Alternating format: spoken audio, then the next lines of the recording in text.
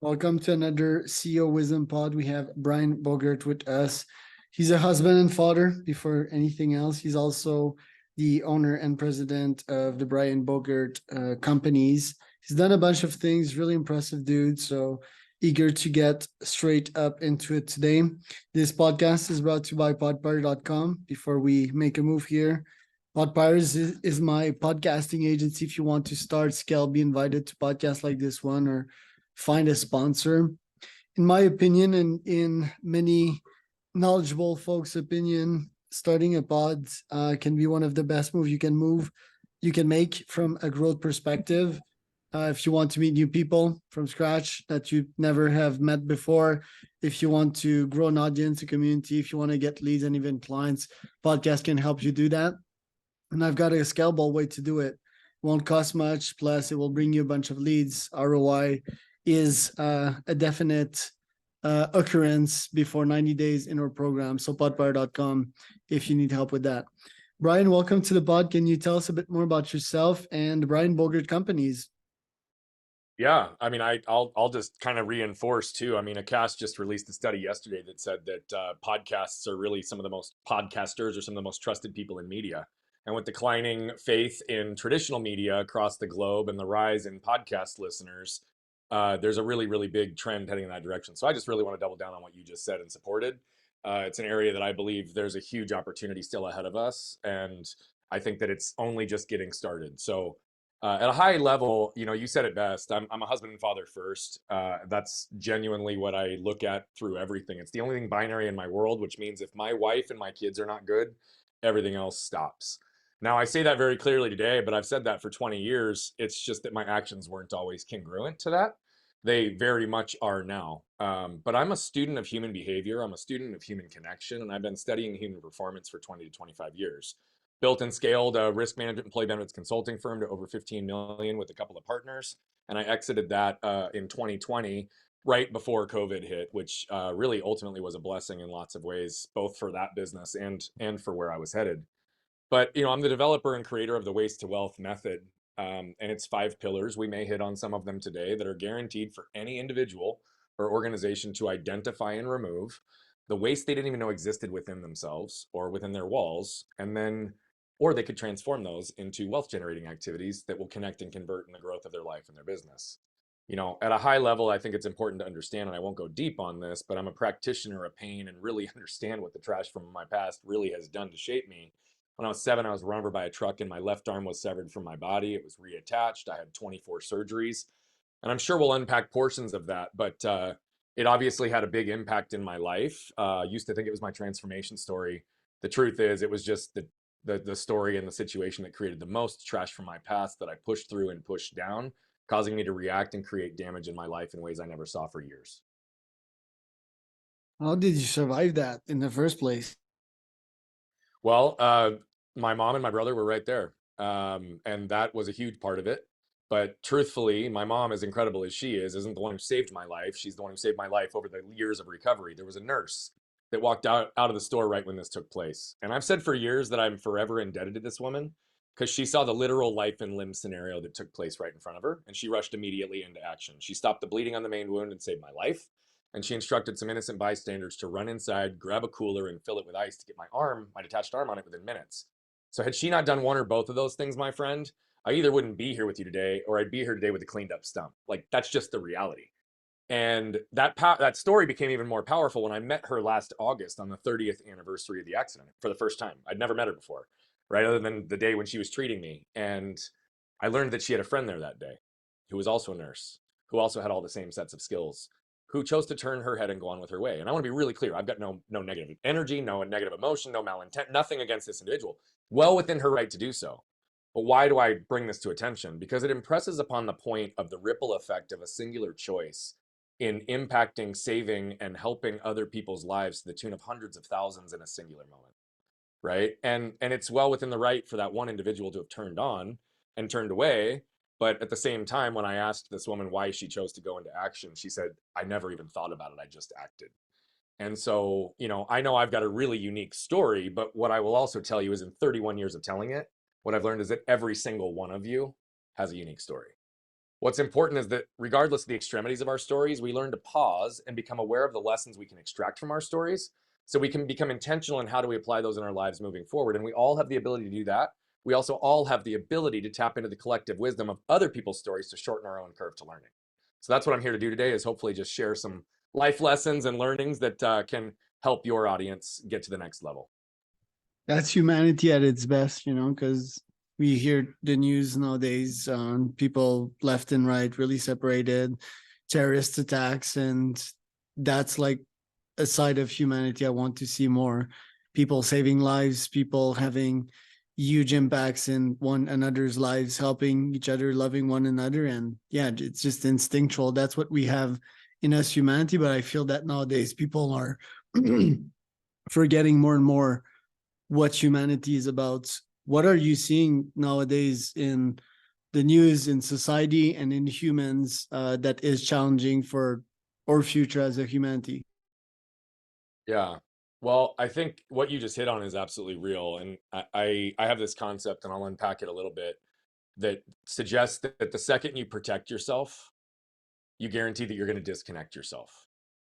Now, what does that mean? We have a lot of fear. We have a lot of anxiety. We have a lot of news sources. We have a lot of things that are really intentionally putting out divisive type content and news to ultimately put people into camps that they feel safe because they're aligned with people who have their same belief systems. But it's like we've forgotten that people view things differently, but we're all made from the same material, right? And the reality of it is the world has told us to reduce, eliminate, or avoid pain at all costs, right? 100 years ago, you could cut your leg and you could die. But in most of our countries today, that's not our reality. Obviously, we've got some war zones right now that are truly, like, families are not safe. People are getting injured while they're in their homes, right? Like, but the majority of our world isn't facing that. And so it's time for us to update our operating systems and recognize that we are a human species and humanity that's all connected through the unique but universal human experience. So what is the human experience? I think we all seek and desire four things. We all want to feel safe. We all want to feel protected. We all want to feel seen and understood. And we all want to feel connected. What happens when we walk into an environment that we don't feel safe or protected? Right? Like, it might be a networking event and you just know everybody wants something from you and everybody's handing out a business card because they're just hoping that it's going to happen, right? It could be going to your family for the next set of holidays, but you've got 25 years of beliefs based on how they've shown up every year, how the experience is going to go, and you already go in armored, ready to defend yourself, right? And so the second you start to feel not safe and protected, what do? We tend to protect ourselves. Now, are you familiar? Obviously, you're in Mexico, so gallons are unique to the United States, but I call them 35-gallon black trash bags. They're the outdoor ones, right? They're probably 50 liters, whatever they are. Like, but you know those big black trash bags for outdoor bins? I want you to imagine unfolding one, grabbing onto each corner and holding it up in front of you, eye height or above. Okay? Now, I want to ask you, this is your armor, but it's also connected to the trash from your past, the stuff that you're protecting that you don't want other people to see. So think about this. Now, I want you to tell me, who's somebody in your life that you really desire to connect with and you want them to see you, understand you, believe you, and understand all of who you are?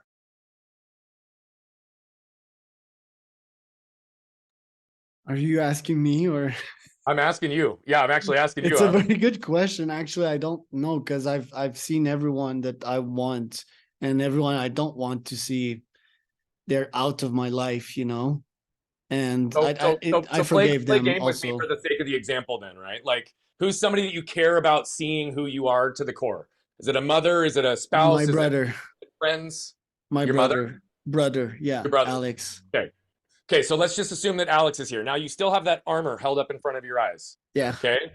Now I want to ask you, how could you ever expect your brother to see you, understand you, know your boundaries, what you're worth, what you're willing to do, what you're not willing to do, what your intent is, what your desire is, where your heart is, delivered through an opaque force field? And that's assuming, by the way, that he's not carrying his own that's going to further dilute the message. Think about every time you walk into a prospect meeting, right? How often are they conditioned to believe that you're there just to sell them something? And they've got, based on whatever field you're in, the set expectation of, well, if you're in insurance, you're going to ask me for rates, exposure units, and these so you can market. If you're in these, you're going to ask for these data points. But then what happens? Their armor is up because they aren't really open and willing to have a conversation. Yeah. So we've got to create that safe and protected space, because the second we protect ourselves, we disconnect ourselves from the two things we want most: to be seen and understood, and connected at the deepest level. And so when we look at the state of world affairs and humanity, I think that there's a lot of people who are reacting to things that they're not even aware what they're reacting to, because it has nothing to do with what's right in front of them. It has everything to do with their cellular memory and their conditioned pattern of beliefs that came from moments of trigger, moments of trauma, and what I call the trash from your past. Oh yeah. Right? And so if we are in this place where we're still operating from a place of ego-based consciousness and self-preservation and protection because we're afraid of criticism, judgment, isolation, abandonment, right? Any number of these things, any place you protect yourself, you're going to disconnect yourself from who you are and what you want. And so Totally agree. if we look at this through the world, what's happening right now? Divisive forces aside, right? It almost forces people to believe that they've got to live and exist in either white or black. And I'm using this for an example, right? But the whole concept here is if I'm in white, I'm safe because I'm surrounded by white. If I'm in black, I'm surrounded by black and I'm safe. And again, I'm not talking about color of people's skin. I'm talking about literal black and white contrast for the moment. Okay. But you But what can, does you that mean? know, You're like, swinging the pendulum from one side to the other when you and I both know the gift is most often in the gray area, which is in between. It's about creating objective, non-judgmental conversations so that we can all elevate our collective consciousness and connection with each other. But you look at what's going on right now in the Middle East, there's centuries old self-preservation and protection because of what's happened in that region. Right? I'm not going to get into the details because I don't mean to politicize this or bring it up real, but look at that, right? Like literally centuries, there has been conflict in that area. So every generation that gets born is automatically inheriting that same set of cellular beliefs, and it's automatically conditioned based on society. And so what's keeping us apart are the things that we're afraid of. And 99% of the time, it has nothing to do with what's in front of us. It has everything to do with our belief system based on how we're reacting to it because of our own unique experiences. And so that's where we really teach this concept of a protector and connector, right? What does that mean? It means that I have to have a strong spine and a soft front. What does that mean? Strong spine is I know who I am. I know what I'm willing to do, what I'm not willing to do, what my value is, what my boundaries are, where I'm going to show up, all of the above, which means that I can be unwavering in any situation because I know who I am, which also then allows me to effectively lower my armor. I like to envision my wife and my kids in this scenario because if they want to come to dad to get consoled, do they want to lay their head down on a metal chest piece of armor?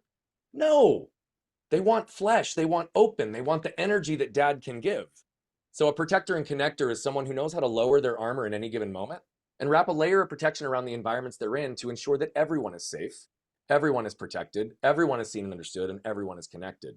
That's authentic, vulnerable leadership. And I think true strength actually hides behind vulnerability. totally agree. Armor is heavy, especially if you're climbing a mountain. And yeah, if you have an armor, you're somewhat playing defense, may help you on a battlefield. But first, who wants to be in a battlefield? You know, choose your wars. And if you need to fight one opponent that if you win against, you can get 100 energy tokens against one, then do it. But fighting wars, useless, we see people picking up fights one-on-one on social media, or worse, 1 against 1,000. You think you're ever going to win that? Not really. And yeah, the Israel-Gaza conflict, it's a landmine, and even when I was listening to you talk about black and white, has become taboo to say black and white. Why the fuck is two colors has become taboo? Why do we have to feel stressed when we talk about colors? Right. It's like walking on a landmine. It's triggering traumas. It's people inventing dramas. I think people, like you said, should have a strong spine, have their value, be clear on what is important for them, and choose their fights. And, in my opinion, being a keyboard activist is not the best fight to pick if you want to be impactful, if you really want to help people. Probably starting a business is, and putting work in, putting action, building a product that people want, building a community, rallying people behind you. I think that can be the way. I completely agree. Yeah. What do you think about these elements right there? What's your opinion? Well, I mean, you said something right out of the gate that is one of the other elements, because we talk about 3 things that the trash from your past does, right? It causes you to create armor to protect yourself, which disconnects yourself, but you just said armor is heavy, right? So imagine now anybody who's listening, take 2 fully loaded trash bags, 1 in each hand, and hold them out in front of you. How long could you hold them there? Right? Minutes. And what's going to happen? They're going to get heavier the longer you carry it. and your arms are going to start burning. It's going to drain your energy and capacity. And so here's the reality. It is heavy. And just because you can carry it doesn't mean it's not fucking heavy. But the longer you carry it, the heavier it gets and the more it incrementally crushes you. Right? And so that's the reality too. When you're carrying around these low frequency, low vibration energies like shame, blame, and all of those things that bring us down, what do? They actually zap our capacity, right? They absolutely drain us because it's self-preservation and protection to make sure that nobody sees what we're ashamed of or what we don't want them to know or what we think we're going to get criticized for. And so all of what you just said, I think, is real. And I agree. I think sometimes it's difficult because we're so divisive in today's world that sometimes even language like white and black can trigger people. That's why I was specific to say I'm not talking about people's skin color right now, right? But here's the truth. Life is all about contrast. Without darkness, there would be no light. But the reality of it is that one particle of light can overtake over 1,000,000 particles of darkness. And so as long as we're hiding behind armor, we're hiding in the dark. We aren't shining light to highlight a path of opportunity and potential of what could be possible. Fully agree. And in your case, you had your lot of adversity with what you went through. So going through all these surgeries and so forth, and kids, not sure how they react to it, but most of the time they're cruel. So how did you face your adversity in life? And you probably had a bunch of other challenges like we all do. How did you surmount these challenges and turn the pain into a tool, a technology, a weapon? Yeah. Well, one of our concepts is this idea of embracing pain to avoid suffering. We're on a mission to impact over 1 billion lives as quickly as we can by reducing the level of suffering that exists on this planet, largely of which I believe exists internal. Right? So, where did this concept come from? Was this idea that my parents suffered at the idea of seeing their son grow up without the use of his left arm.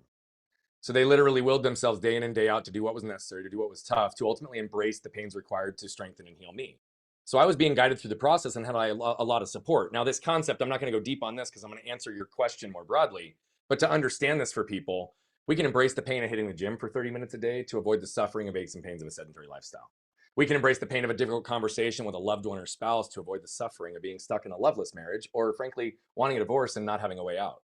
We can embrace the pain of the fit our kids are sure to throw when we have them put down their mobile devices at the dinner table to avoid the suffering of years of lost meaningful conversation and connection we'll never get back. As business owners, we can embrace the pain of firing our top salesperson to avoid the suffering of stagnation and losing all our other top talent because they were the greatest cancer in our culture.